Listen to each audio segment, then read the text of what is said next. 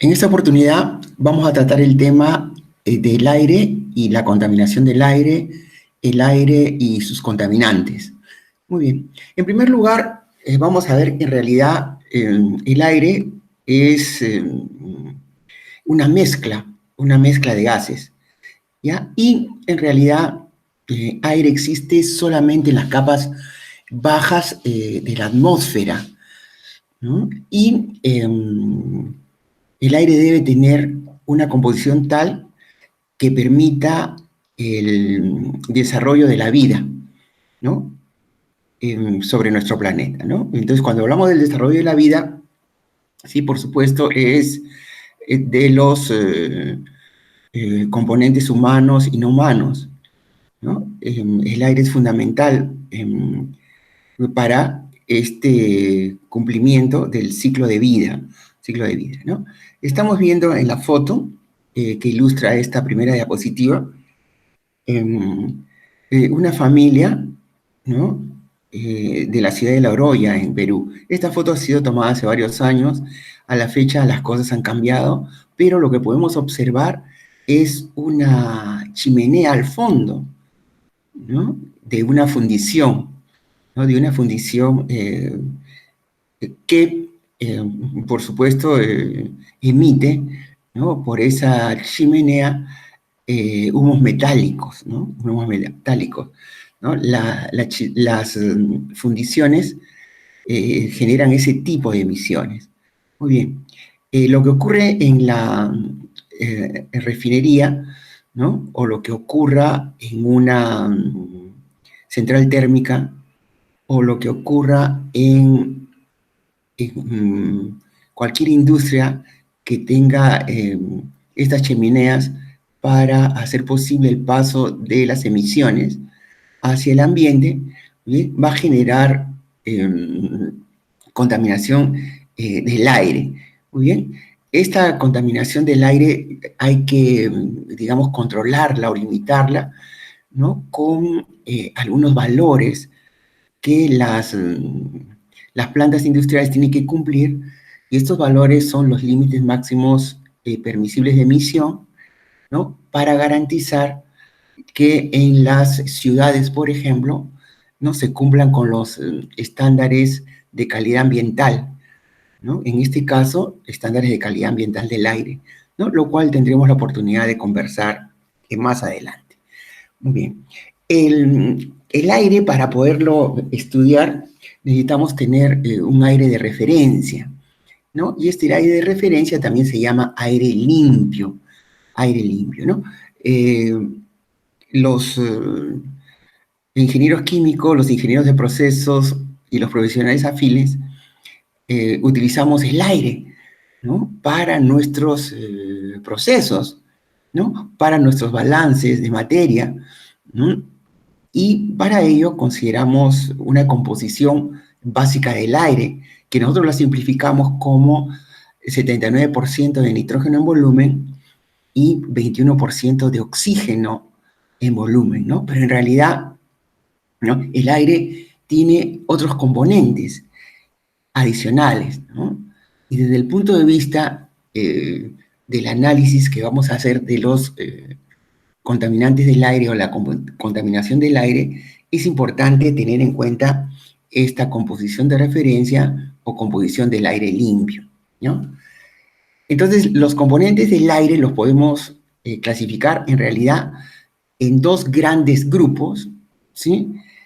Y el segundo grupo tiene a su vez dos subgrupos, ¿no? Entonces, el primer grupo serían los gases mayoritarios o gases principales. Y tenemos como un ejemplo el nitrógeno que ya les había mencionado y que es conocido, ¿no? Por todos nosotros. Muy bien. Y vamos a tener otro segundo grupo que son los gases minoritarios, ¿sí? Dentro de los gases minoritarios vamos a tener unos gases permanentes no reactivos, ¿no? Y aquí vamos a tener fundamentalmente a los denominados gases nobles, ¿no? Y vamos a tener otro grupo denominado gases reactivos. Generalmente en este grupo de los gases reactivos se encuentran aquellos que al variar su concentración con relación a la concentración de referencia, van a constituirse en los contaminantes, ¿no?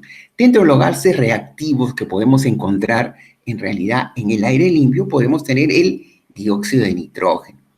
Hay algunas otras denominaciones que también se les da a los componentes del aire, muy bien. Aquellos que forman parte de los gases reactivos y que pueden ser los contaminantes, ¿no? También se le denomina, ¿sí?, componentes accidentales. Muy bien. Mientras que algunos que siempre los vamos a encontrar en el aire, muy bien, lo vamos a llamar componentes constantes, ¿no? Por ejemplo, los mayoritarios y los minoritarios no reactivos, ¿no? También se denomina componentes constantes. Muy bien.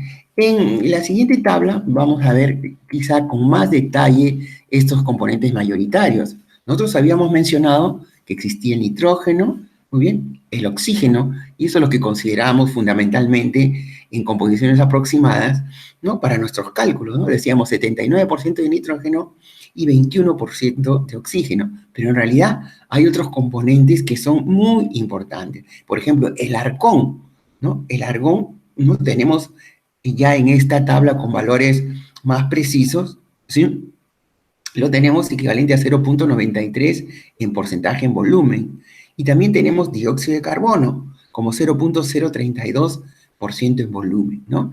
La composición del nitrógeno ya la tenemos a 78% y la del oxígeno a 20.90, ¿no? Básicamente. Entonces, fíjense, estos componentes mayoritarios nos hacen aproximadamente el 99.862%, ¿no? 86,2%. Entonces, esta tabla es interesante. También nos indica aquí el porcentaje en peso. Bueno, los valores, por supuesto, no son los mismos porque depende, ¿no?, ya de la densidad, en este caso, ¿sí? Pero la tendencia se mantiene, ¿no? El mayor porcentaje de volumen, el mayor porcentaje en peso, ¿sí? El menor porcentaje en volumen, el menor porcentaje en peso. Pero hay otro dato que es interesante, ¿no?, ¿qué es el tiempo de residencia? ¿No? O sea, ¿cuánto tiempo permanece el nitrógeno a las condiciones, digamos, de presión y temperatura, ¿no?, ambiente? ¿Sí? El nitrógeno, por ejemplo, sin reaccionar. A eso se le llama el tiempo de residencia. En el caso del nitrógeno, es continuo, ¿no?, a las condiciones de operación. En el caso del oxígeno, también sería continuo. En el caso del argón, con más razón, ¿no?, porque forma parte de estos gases muy importantes que tenemos en la atmósfera, ¿eh? Y el dióxido de carbono, aproximadamente 20 años, ¿no? Aproximadamente 20 años. Si nosotros observamos, por ejemplo, eh, el argón lo necesitamos extraer del aire, ¿no? Porque es muy utilizado, por ejemplo, en soldadura, ¿no? Entonces, el argón, que lo tenemos como gas industrial, ¿sí?, pertenece a la familia de gases industriales, ¿bien? Sí, lo vamos a utilizar para soldadura y lo obtenemos del aire. Muy bien. En este caso, de los componentes mayoritarios, vamos a expresar la concentración en porcentaje en volumen, ¿no? Mientras que para los componentes minoritarios, el porcentaje en volumen nos daría valores muy pequeños, ¿no? Por eso ya se los coloca como partes por millón.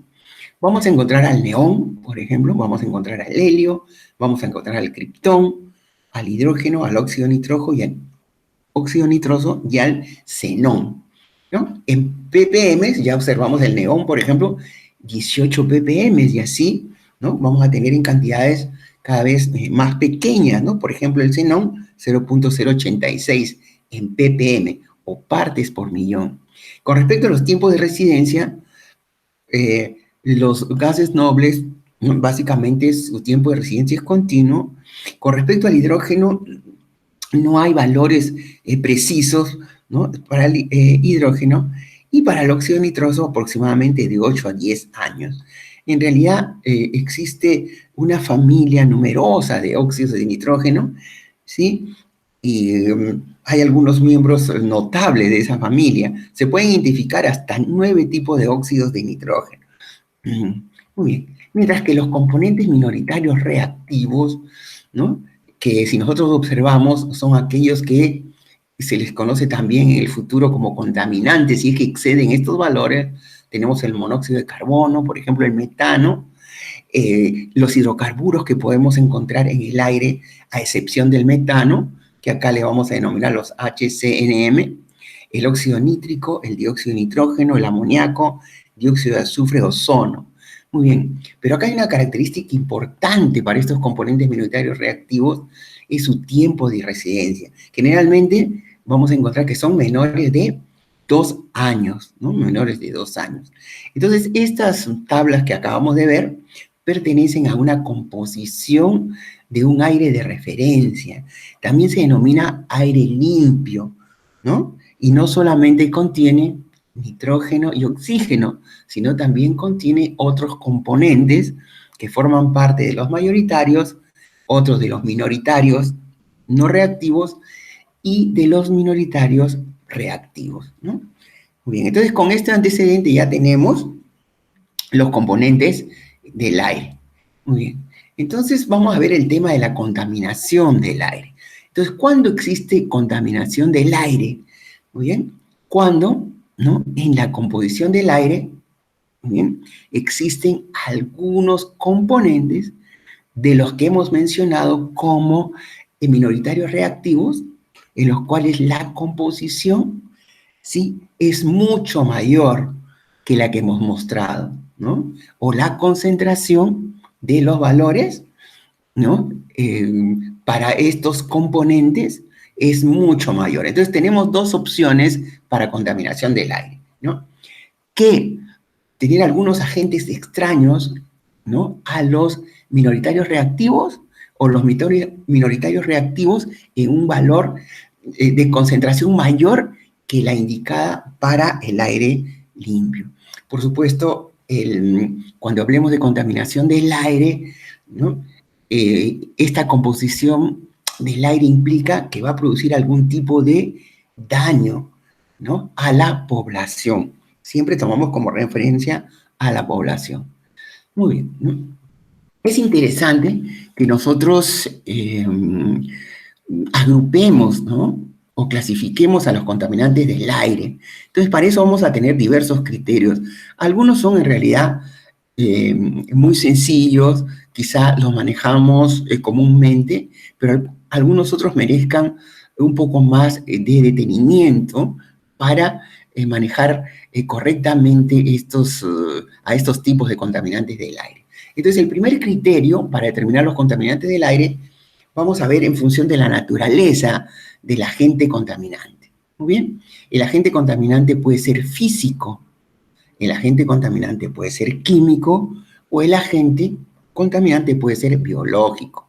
Muy bien, dentro de los contaminantes físicos del aire tenemos manifestaciones energéticas, como por ejemplo las elevadas temperaturas, ¿no? Vamos a tener dentro de los contaminantes físicos las radiaciones.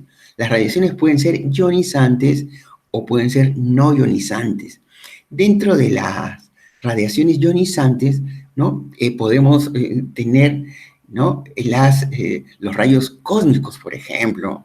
Podemos tener dentro de las no ionizantes las radiaciones UV, UVB, ¿no?, las radiaciones ultravioleta B, entre otras, ¿no?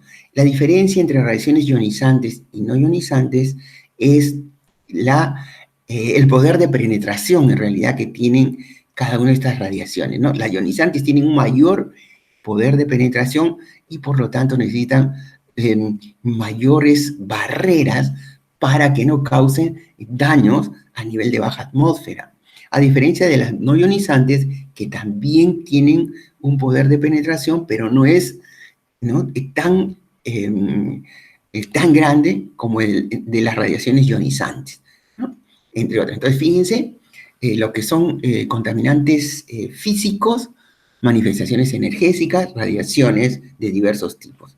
Bueno, dentro de los contaminantes químicos tenemos una familia, ¿no?, una familia muy grande en realidad. partiendo de los hidrocarburos, ¿no? Que forman parte de las gasolinas, ¿no? Por ejemplo, los óxidos, ¿no? De azufre, ¿no? O el anhídrido sulfuroso, el anhídrido sulfúrico, los óxidos de nitrógeno, las cenizas, entre otros, ¿no? Dentro de los contaminantes biológicos, en realidad son agentes vivos, ¿no? Tenemos básicamente las bacterias, las esporas, el polen. No incluimos aquí los virus, porque los virus necesitan un portador, ¿no? Y en realidad los virus no van a contaminar el aire, ¿no? A diferencia de los anteriores. Muy bien. Otro, digamos, criterio para clasificar los contaminantes del aire están por el estado de agregación. El estado de agregación también se denomina la fase, ¿no? La fase. Entonces, fíjense, vamos a tener gases que contaminan el aire, vamos a tener vapores que contaminan el aire, vamos a tener líquidos que contaminan el aire y vamos a tener sólidos que contaminan el aire. O sea, los contaminantes del aire, ¿no? No solamente pueden ser físicos, químicos y biológicos, sino dentro de los contaminantes químicos vamos a tener a su vez gases, vapores, líquidos y sólidos.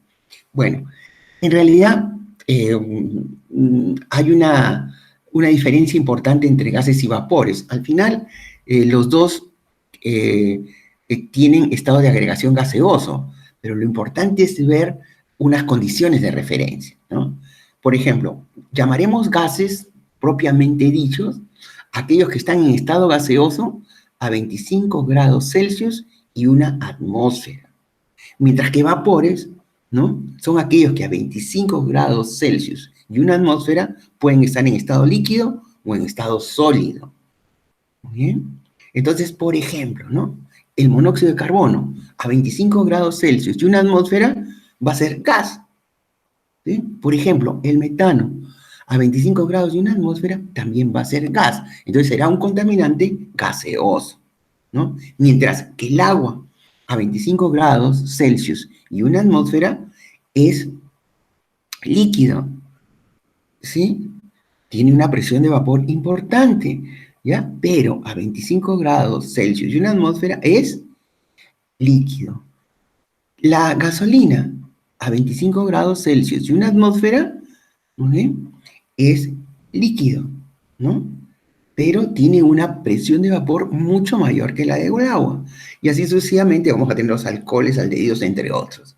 Líquidos, ¿no? Los líquidos vamos a poder encontrar en el aire pequeñas gotitas de aceite lubricante. Muy bien.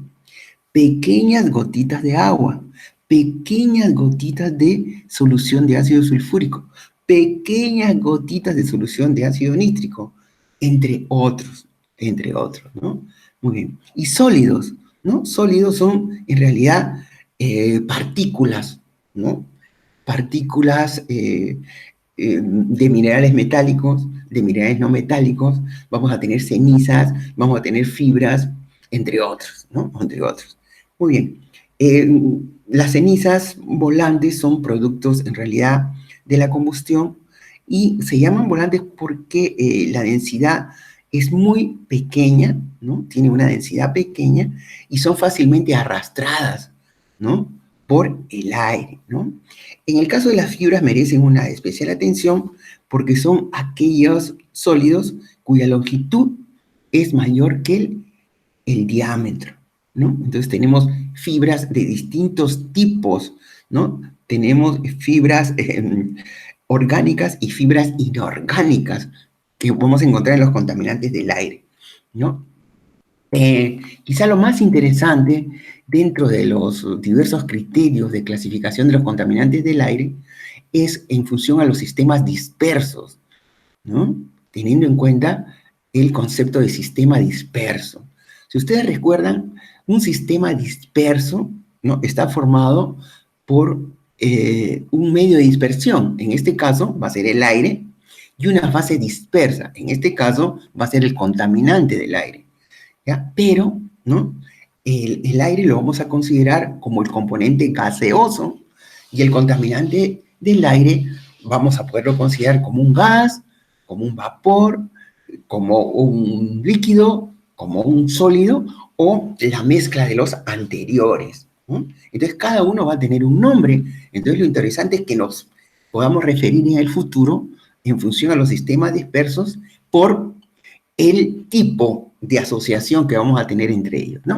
Entonces, vamos a ver en primer lugar el sistema disperso gas-gas, ¿no? Gas-gas, muy bien. Aquí lo podemos ver coloreado y lo podemos observar mucho mejor, ¿no? Un sistema gas-gas. El aire va a estar en color, las letras en color negro y el contaminante en color rojo. Muy bien, entonces vamos a tener un sistema gas-gas, ¿no? Por ejemplo, el sistema formado por el ozono y el aire es un sistema disperso gas-gas, ¿ya? Pero, por ejemplo, un sistema vapor-gas va a estar formado por los vapores de gasolina en el aire, ¿no? Entonces hay que tener mucho cuidado cuando nos expresemos en el futuro para que esto sea correctamente y podamos interpretar los episodios de contaminación. Bien, hay otro sistema disperso que también es muy interesante, que es el sistema disperso líquido-gas, ¿no? Entonces quiere decir que el líquido es el agente contaminante y el gas es el aire. El líquido es la fase dispersa, ¿no? Y el aire es el medio de dispersión. Entonces vamos a tener varios términos que vamos a trabajarlo en español y en inglés porque a veces lo encontramos en las diversas referencias bibliográficas o en diversos documentos que vamos a tener que leer en el futuro. Bien, entonces vamos a tener el caso de la niebla, ¿no? La niebla son, en realidad, gotas de líquido, ¿no? Como fase dispersas en el aire gas. En inglés lo vamos a encontrar como mist, ¿no? Y, por ejemplo, podemos tener gotas de ácido sulfúrico en el aire, ¿sí? Muy bien. O gotas de una solución de ácido sulfúrico en el aire. Gotas de una solución de ácido nítrico en el aire. Muy bien. Pero vamos a tener la bruma, que también son gotas de líquido en el aire. Un sistema líquido-gas.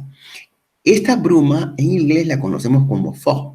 Por ejemplo, vamos a tener gotas de agua en el aire. Muy bien. ¿Cuál es la diferencia entonces si en ambos casos tenemos gotas de líquido en el aire? Es el tamaño, ¿no? En el caso de la niebla, ¿no? Las gotas son muy pequeñas. Nosotros podemos tener una niebla formada por gotitas de agua. Muy bien. Y podemos tomar una bruma donde vamos a tener pequeñas gotas, pero más grandes que las anteriores, ¿ya? Entonces, la diferencia entre la niebla y bruma, ¿no? Es el tamaño de la gota. Y cuando hablamos de tamaño de la gota, es el tamaño del diámetro de la gota. Muy bien. En las diferentes fuentes bibliográficas nosotros podemos revisar el tamaño de la gota que está en micrómetros. Entonces, no olvidar, ¿no? Entonces, yo puedo tener niebla y bruma, en los cuales el líquido en ambos casos sea, ¿no? Agua. Pero si la gota es muy pequeña, será niebla, ¿no? Y si la gota es más grande, será bruma, ¿no? Entonces eso es importante tomarlo en cuenta. Otro sistema disperso, ¿no? En función al estado de agregación del agente, es el sistema sólido-gas. Entonces esta vez el sólido va a ser la fase dispersa y el gas va a ser el aire. Igualmente vamos a tener su equivalente en inglés para los distintos términos, ¿no? Entonces, por ejemplo, el caso de polvo. ¿Mm? Entonces nosotros no podemos llamar polvo a cualquier sistema disperso, sino que en este caso el sólido presente en este sistema disperso denominado polvo, donde tenemos el sólido en el aire, este sólido es el resultado de una disgregación mecánica o lo que es lo mismo de una reducción de tamaño, ¿no? O también el polvo puede ser resultado de erosión, del desgaste, ¿no? Que se produce en una roca por el viento. Y en inglés, polvo lo vamos a conocer como dust. Muy bien. Entonces podemos, si nosotros tenemos pequeñas partículas de caliza en el aire, ¿no? El sistema disperso será polvo, ¿no? Polvo de caliza. Si tenemos pequeñas partículas de yeso, será polvo de yeso. Si tenemos pequeñas partículas de arena, será, ¿no?, este polvo de arena, ¿no? Muy bien, en el caso de la caliza y el yeso, directamente resultado de disgregaciones mecánicas, pero en el caso de la arena es el resultado básicamente de erosión eólica.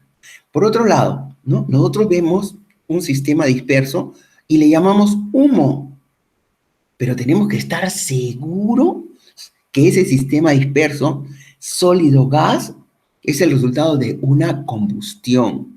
Si no es el resultado de una combustión, no podemos llamarle humo, ¿no? Muy bien. Humo en inglés sería smoke, ¿no? Entonces, estas partículas sólidas en el aire, ¿no?, formadas por cenizas volantes, ¿no?, y aire, es el humo, ¿no? Es el humo, ¿no? Muy bien. Mientras que si estas pequeñas partículas sólidas, muy bien, se emiten de una chimenea, ¿no?, desde una fundición, ¿ya? Eso va a ser humo metálico. Las pequeñas partículas, por ejemplo, de plomo en el aire, platino en el aire u otros en el aire, ¿no? En inglés eso lo vamos a encontrar como fume, correcto. Otro sistema disperso que es complejo, porque ya la fase dispersa es una mezcla de gas, líquido, sólido, y el medio de dispersión es el aire. Entonces acá tenemos el caso del smog, ¿no? El smog no le estamos considerando ninguna denominación, pero a veces le llaman el smog clásico, ¿no? El smog clásico, entonces, va a contener pequeñas gotitas de líquido, muy bien, va a contener pequeñas partículas, ¿no?, presentes en el aire. A veces ese término smog, que en realidad es el resultado de haber combinado dos palabras, también a veces se traduce como neblumo, ¿no? Como neblumo, ¿no? Es un término también complejo ahí. Mientras que hay otro smog, que es el smog fotoquímico, muy bien, donde las fases dispersas es el resultado de reacciones fotoquímicas que se dan, ¿no?, en las capas bajas de la atmósfera. Entonces vamos a encontrar, por ejemplo, soluciones de ácido nítrico, ¿no?, pequeñas gotitas de ácido nítrico, por ejemplo. Vamos a encontrar nitrato de peroxiacetilo, vamos a encontrar ozono, aldehído y otros en el aire, ¿no? Entonces, estos compuestos nitrosos, ¿sí?, o estos compuestos de nitrógeno también le dan un color en particular a este smog. Tiende a ser ligeramente amarillento o hasta rojizo, dependiendo de las concentraciones, ¿no? Entonces, aquí estamos viendo el caso del smog, que surgió de combinar la palabra smoke, ¿no?, más la palabra fog, ¿no? Entonces, si a smoke le quitamos la O-K-E y a fog le quitamos la F, me queda el smog, ¿no? Este humo mezclado con pequeñas gotitas, ¿no? Y tenemos el caso de Beijing, esta foto, ¿no? En el caso de Beijing lo estamos observando con mascarillas, ¿no? Y esto ha sido antes de tener los problemas que nos encontramos actualmente con el COVID-19, ¿no? Y el smog fotoquímico, ¿no? Observamos, ¿no?, esta foto, ¿no?, donde toda esa franja anaranjada es el resultado del smog fotoquímico, ¿no? El smog fotoquímico se presenta en las ciudades, muy bien, debido al intenso transporte que existe, ¿no? Este smog fotoquímico va a estar formado por ácido nítrico, nitrato de peroxiacetilo, ozono, aldehídos, entre otros, ¿no? Muy bien. Entonces, importante los tipos de contaminantes del aire. Hay algunos otros contaminantes del aire que merecen nuestra atención y vamos a llamar de los contaminantes primarios y los contaminantes secundarios, ¿no? Muy bien. Entonces, un contaminante primario, ¿no?, es aquel que cuando es emitido a la atmósfera, ¿no?, directamente de una fuente en particular, mantiene su estructura química en la atmósfera. O sea, quiere decir que no reacciona más a las condiciones normales de la atmósfera, digamos, ¿no? Entonces, el caso típico es el hollín que se emite por los tubos de escape o las cenizas, ¿no? Que se emiten de los procesos de combustión, ¿no? De las centrales térmicas, etcétera.